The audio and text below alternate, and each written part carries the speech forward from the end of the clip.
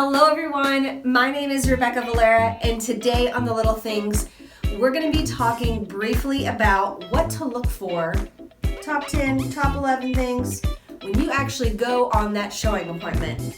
Let's do this.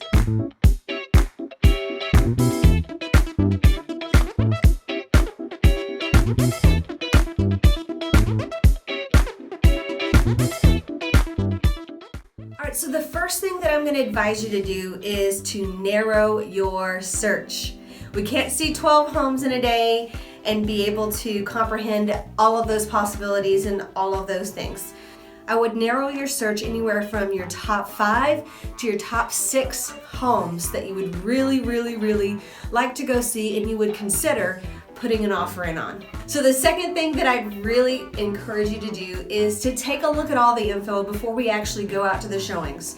So that's the seller's disclosure, the survey, any other documents maybe about the foundation, any other repair work that they had done, any and everything that you can get before you actually go out to the property is going to be super helpful, and it may actually even help you narrow that search.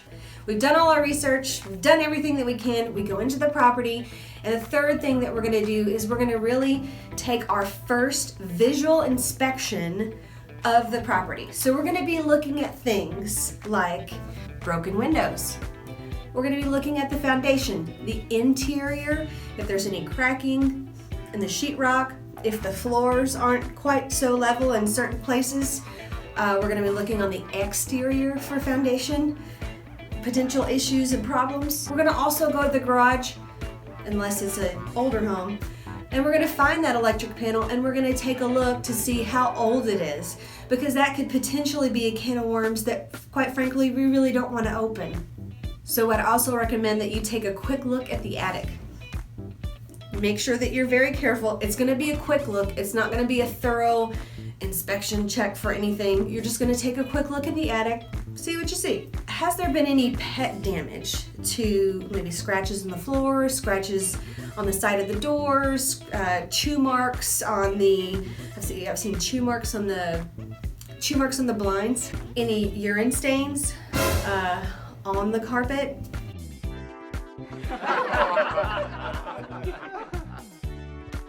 Because of pets, or even kids for that matter too.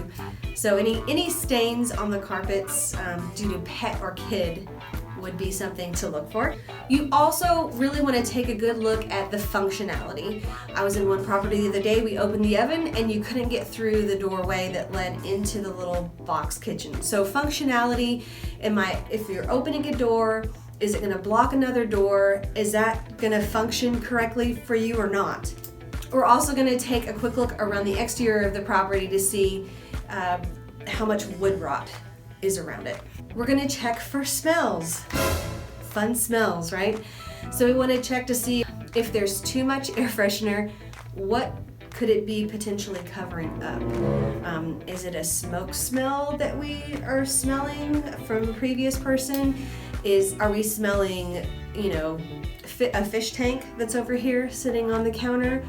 And if we can figure out what the cause or root of the smell is, that'll be very helpful in helping us identify what to ask the seller for when it comes to that. We're going to take a look at the condition of the fence to make sure that the gates are opening, to make sure that the fence isn't just falling over on us. And lastly, if there is a pool, is it green? I hope not, but we're going to take a look at the pool, making sure that tiles and pieces aren't chipped around the edge. Maybe take a quick look at the equipment just to kind of visually see, do we see anything wrong with it? All right, so number 4, as we go through each property, going through that list of items that we're going to be checking and looking for, I'm going to ask you to rank these properties as we go through them. So obviously the first house we go to, you're going to say, well, I rank this number 1. The second house we go to comes a little bit more serious, and you can say, well, I would like the second one over the first one. We're ranking these properties in order of which property you would most like to purchase. We've gone through our little eye inspection of the property and we've picked out our number 1 choice. I'm going to ask you the question, would you consider an offer on this property? If the answer is yes, then let's go ahead and write the offer so we can get you your top pick. Now, word of caution and word to the wise. If you wait too long, there's a chance that someone else could get it before you do. That's just the reality of it is. It stinks, but that's just the way it is. So throughout this process, my goal is to help you make a well-educated, well-informed decision so that you can move forward quickly and not miss out on your number one pick. So that's all for today's video. If you like this video, be sure to like it. And if this is your first time here, be sure to hit that subscribe button down below. Thank you so much for watching, and I'll see you next time on The Little Things.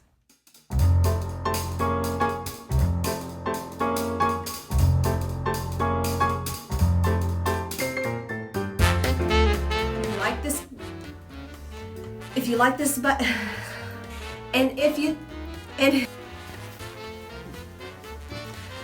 so the second thing that I'd really love, okay, let's try this. So number three, we are actually gonna go out and drive to these, okay, we've gone through our little list of our little, I keep saying you wanna make sure that better because, no, I don't want to, 5 homes to 6 homes. No. Okay, if you were to fall through, that would be terrible in all.